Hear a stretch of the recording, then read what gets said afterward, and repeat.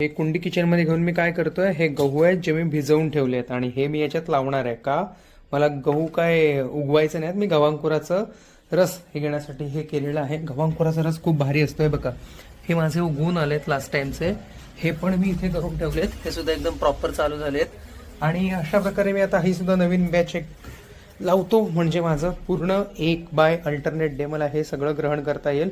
गव्हांकूर खरंच खूप छान असतात, याचा फायदा होतो. कधी जमल्यास ट्राय करून बघा, तुम्हाला खरंच आवडेल. हे आता हे काय मी सांगतो, यूट्यूबवरती सर्च करून बघा, तुम्हाला एक्स्ट्रा माहिती मिळेल. आपल्या गार्डनमध्ये हे गव्हांकूर एवढे उगवून आले, हे दुसरी बॅच आहे ती पण एवढी आली आणि ह्याच्यामध्ये जरा जरा जर उगवायला चालू झालेत बरं का.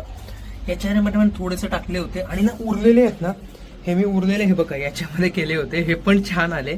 सो आता फायनली याची हार्वेस्टिंग मला केलीच पाहिजे. हे मी आता मी गावी चाललोय, इथे काही पिऊ शकत नाही, त्यामुळे हे मी सगळे हार्वेस्ट करून घरीच घेऊन जाईन.